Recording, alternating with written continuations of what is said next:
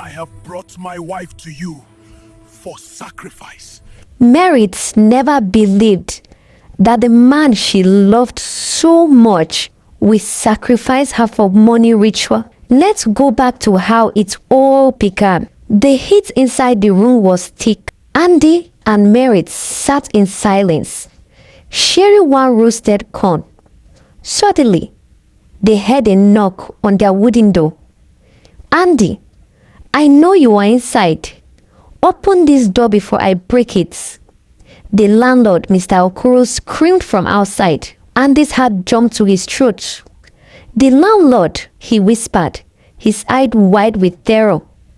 Merit the 6 months' rent. I don't have a kobo. Go under the bed quickly, Merit said, pushing him. Andy, a grown man, scrambled his belly, sliding into the dust and spider webs beneath the rusted iron bed. Merit tied her wrapper tight, wiped her face and opened the door. Just a crack. Ah, landlord, good afternoon. Please, my husband is not home. Move, Mr. Okoro backed, shoving the door open so hard it hit the wall. He marched into the small room, his stomach leading the way. Where is that useless man you call a husband? He went to look for work. He is not around, Merit lied, her voice trembling. He went to look for work, or he went to look for where to hide. Mr. Okoro scanned the room. His eyes landed on a pair of worn-out slippers peeking from under the bed. A wicked smile crossed his face. He reached down, grabbed Andy's ankle, and dragged him out like a dead goat. Andy came out, coughing, covered in dust and shame. So this is the head of the house, Mr. Okoro laughed, looking at him with pure disgust. Look at you, a man with a beard, hiding under a bed like a cockroach because of 5,000 naira. You are not a man, Andy. You are just a rapper wearing trousers. If I were married, I would have traded you for a bag of rice long ago. You a biological failure. Andy stood there, looking at the floor, unable to meet Mary's tearful eyes. If I don't get my money by tomorrow, I will get some boys and throw you out of the house. Idiots, Mr. Okoro said, and hit the door. That he even broke the handle. Andy was poor, very poor. But Andy was not lazy. He was not a lazy man. He was a man who worked until his skin on his hands peeled like an orange. But no matter how hard he worked, the ground refused to yield for him. Merit is a kind woman. If you see Merit, you see a woman of good. She was the kind of woman who would use her last clothes to cover her husband's shame. That afternoon, the hunger in their house was so loud you could hear it in their stomach. Merit went to the backyard to see if any vegetable has grown. She found only dry leaves. She took a small pot, put water, and started to stir it. Andy came out and saw her. Merit, he called softly. What are you cooking? Merit did not look up because her eyes were full of tears. My husband, I am cooking hope. Maybe if the neighbors smell the fire, they will not know we have not eaten for 2 days. Andy felt a sharp pain in his chest, worse than any physical wound. He looked at his wife's neck. The gold necklace her mother gave her was gone. Merit, where is your necklace? Merit wiped her tears with her tattered wrapper. I sold it to the Hausa man at the junction. I used the money to buy the malaria medicine you took last week. Andy, your life is more important than good. Andy sat on the floor and put his hands on his head. That moment, something snapped inside Andy. He stood up. He didn't look like a human being anymore. His eyes were red like palm oil. Merit, he said, his voice cold like ice. I am going out. Don't wait for me. Andy, where are you going? The sun is setting. Andy did not answer. He walked past the village square. He saw the big men drinking cold beer and laughing. They were having fun and spending list of money on drinks like as if money was water. He walked until the village noise disappeared. He walked until the trees started to look like giants with long arms. He reached the river of no return.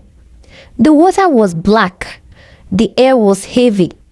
Andy stood at the edge and shouted into the darkness, "I am tired of being poor. I want this suffering to end. If I have to sell the sun to buy the moon, I will do it. Come out and talk to me."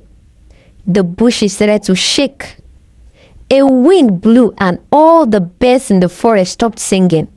Something was coming. Suddenly, the water started to bubble. Out of the river, a figure rose.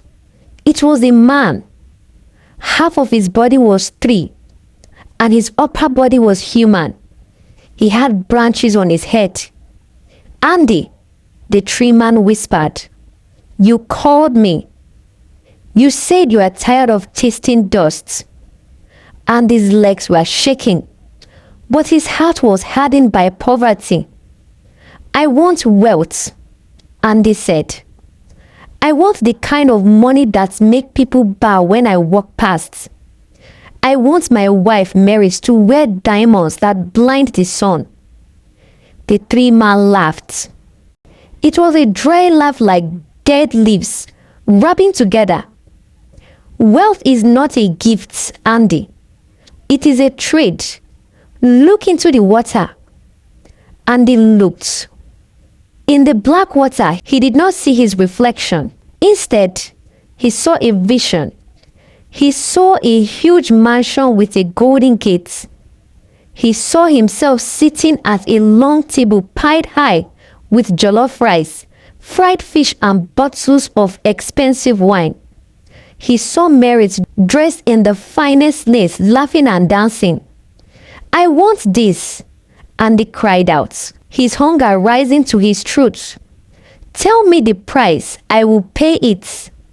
The spirit stepped closer. The smell of the river filled Andy's nose. "To have all this," the tree man said, "you must give the darkness a light. You must sacrifice the one who loves you the most. You must give us the soul of merit." Andy fell to his knees. "Merit, but she's the only reason I'm still alive. She's the one who prays for me. She's the reason I want to be rich, so I can give her the world." "Exactly," the spirit said. "That is why her soul is valuable. If you give us something you don't care about, the sacrifice is useless.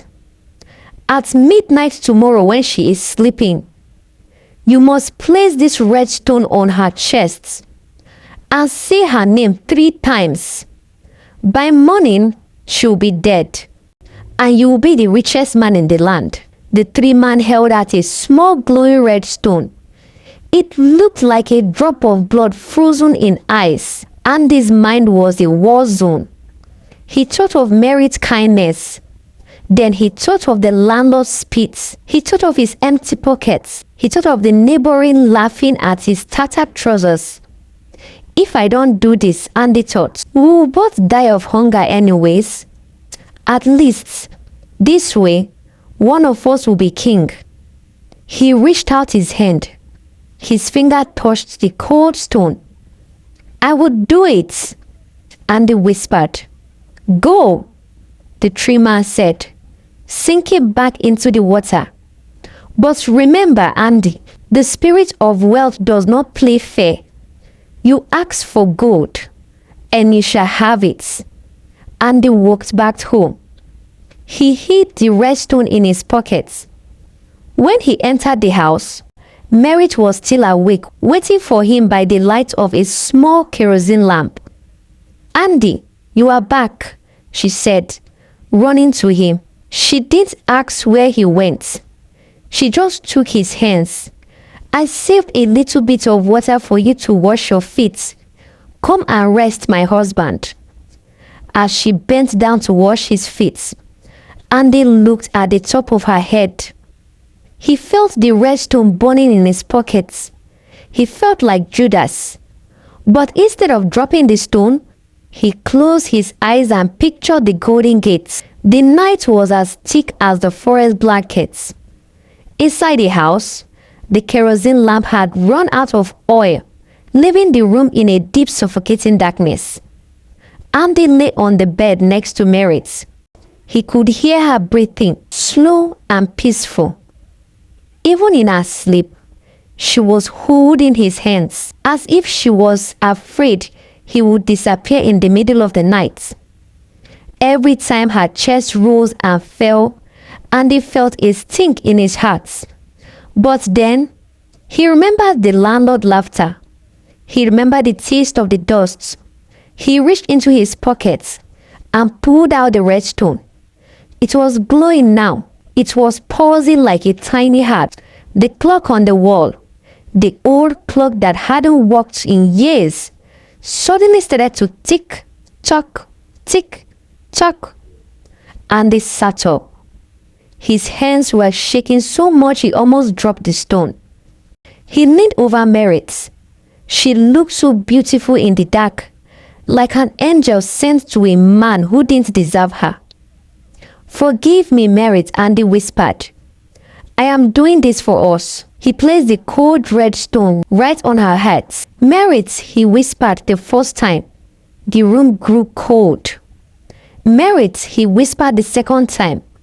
The wind began to howl outside, shaking the zinc of the roof.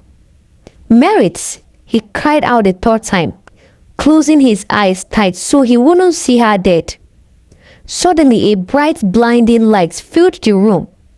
It wasn't white. It was the color of gold and blood. When he was finally done, he quietly lay down close to Merit to have a final moment with her. The night was finally over, but the sun that rose did not bring warmth. It was a grey cold morning, and Andy opened his eyes. He felt light, too light. He looked at the ceiling and smiled. It is finished, he whispered. The hunger is gone. He turned his head to the side, expecting to see Mary's cold, lifeless body. He expected to cry for her, to mourn her, but to be comforted by the thought of the millions coming. But Mary's side of the bed was empty. Suddenly, he heard a scream from the compound. A scream so loud it sounded like a person whose soul was being torn apart. Andy, no! Andy, my husband! Andy jumped up. Merit! She is alive! He rushed outside to the compound. He saw a crowd of neighbors gathering. Merit was on the ground, rolling in the dust. She was holding a body. She was shaking the body, screaming for it to wake up. Andy ran to her. Merit, stop crying. I am here. Look at me. He reached out to grab her shoulder, to pull her up, but his hands went through her like she was made of smoke. He tried again, gasping, but his fingers just passed through her skin. He felt no heat, no touch. Andy looked down at the body Mary was holding. His heart stopped. The body on the ground was him. It was Andy. His eyes were wide open, staring at nothing. His skin was blue like a cold river. He was dead. No, no, Andy screamed, hitting his own chest. But he felt nothing. I am here, Mary. Look at me. I am standing right in front of you. But Mary did not look. She just hugged the lifeless body, soaking his dead shirt with her tears. God, why? We were poor, but we had each other. Why did you take my life? Why did you take my husband? While Mary was screaming, a big black car pulled up. It was a lawyer, a man in sharp suit. He stepped out and looked at the scene with a cold face. Is this the house of Mr. Andy? The lawyer asked. The neighbors pointed at Merritt, who was still wailing over the body. "Madam," the lawyer said, standing over her, "I am here from the National Lottery and the estate of your late uncle. It seems your husband bought a ticket and won a huge fortune. Also, an inheritance has been cleared in his name." Merritt didn't look at the man. She didn't look at the check he was holding. She just screamed louder. My husband, please wake up. Andy, please wake up." Andy stood there, watching. He saw the check. He saw the many zeros. It was the money he asked for. But he was a ghost now, standing in the sun, watching his wife break into pieces because of his debts. Weeks has passed. Andy's bodies were lying in the cold, dark drawer at the mortuary. But his spirit was following his wife everywhere. She collected the money and has started living the big life. She bought a big house. It was a big house of gold. The floors were so shining you could see your face in them. And the wash Merritt come down from the marble stairs. She wasn't wearing the tattered wrapper anymore. No, she was wearing heavily Italian silk. She had gold on her neck, gold on her wrists, and her skin was glowing like she drank milk for breakfast. "Merritt," Andy shouted, standing right in front of her. "Merritt, it's me. Look at how beautiful you are. Look at the house I got for you." But Merritt walked right through him. Andy felt a cold shiver as her body passed through his spirit. She didn't feel him. She just stopped for a second and rubbed her arms. "This house is cold," she muttered to her house help. "Increase the heater." Andy followed her to the dining table. It was covered in food, fried rice, goat's meat, snails, and expensive champagne. Andy reached out. He tried to pick up a piece of meat, but his hands went through the plates. He tried to sip the wine, but he couldn't even move the glass. He had all the food in the world. He couldn't touch anything. Then the doorbell rang. A man walked in. He was young and handsome and driving a car that cost more than Andy's life. His name was Chidi. Chief Chidi. "My queen," Chidi said, smiling and opening his arms. Andy's eyes widened. "Who is this, Merritt? Who is this man in my house?" Merritt smiled. A real smile. The kind of smile she used to give Andy when they were happy. "Chidi, you are late. I have been waiting for you." Chidi sat on a leather chair. He put his feet up on the glass table. "Don't be angry, baby. I was busy buying that diamond watch you liked." He pulled Mary closer and kissed her cheek. Andy walked in front of them. "How dare you touch my wife?" He tried to slap Chidi, but his hands went just through him. Andy went crazy. He started screaming at the top of his voice, "Get out! Get out of my house! This is my wife! This is my chair! This is my house!"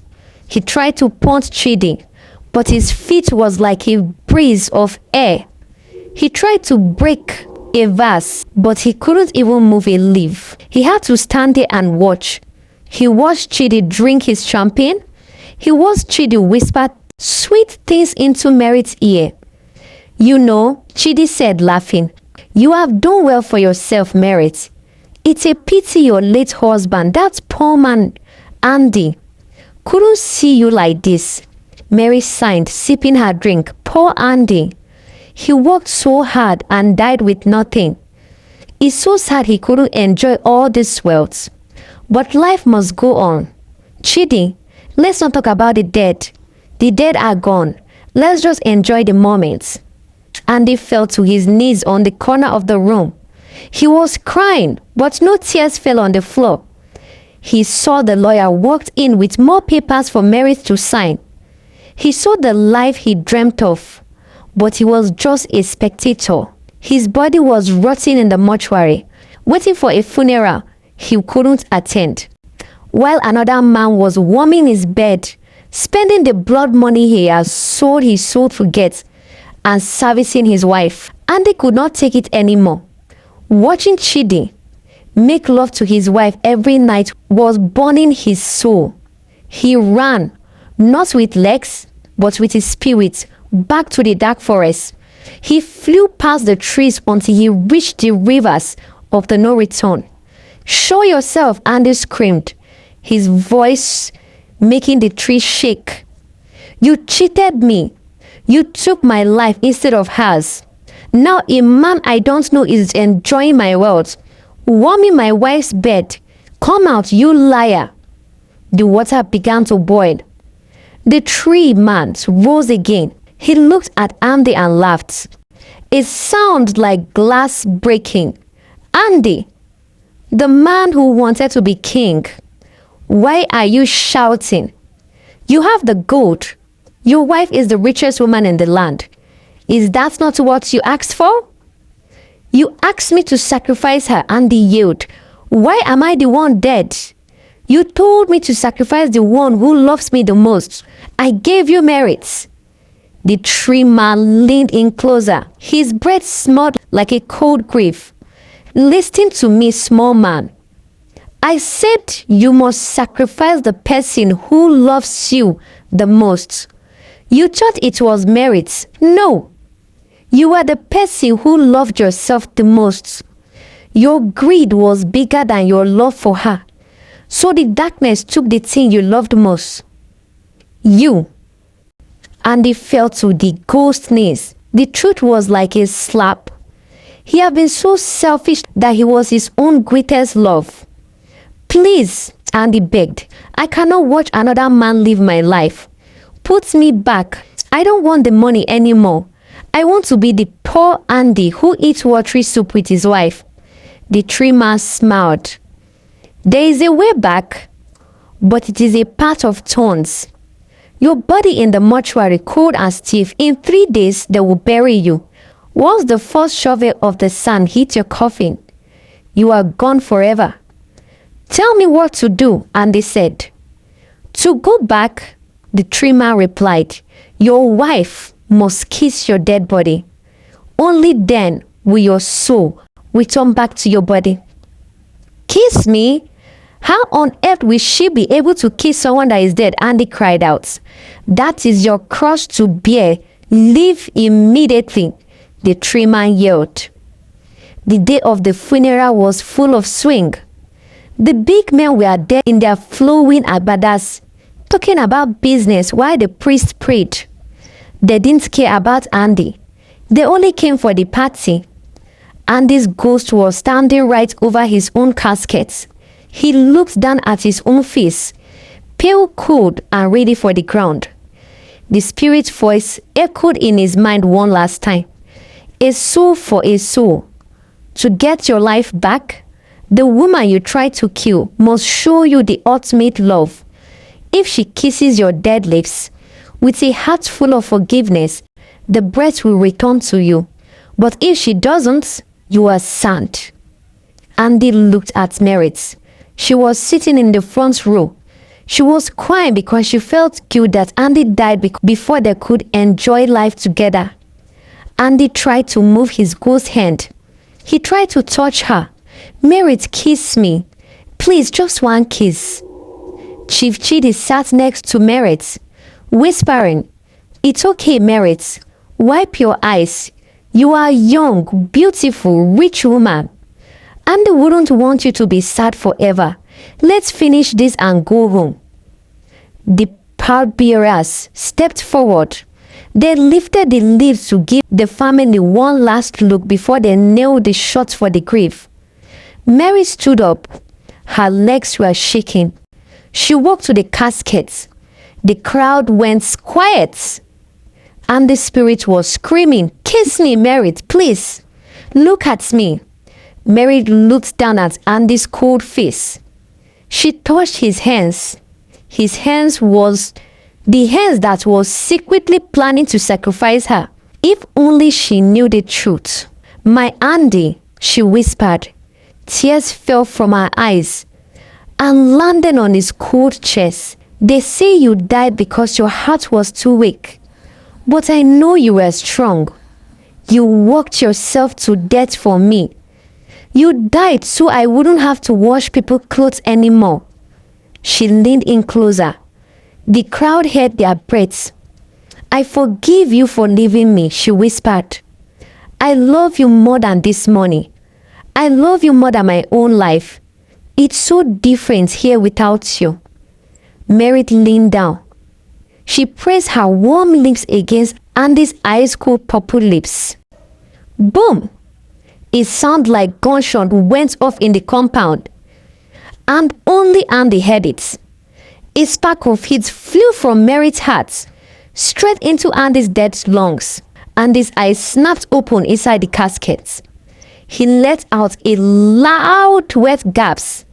His hand flew up and grabbed Mary's hands. The crowd screamed, "Ghosts! Ghosts! Run for your life!" People were falling over chairs, running out of the gate. Chief Chidi jumped over a fence and disappeared. But Merit did not run. She was shaking, her eyes wide.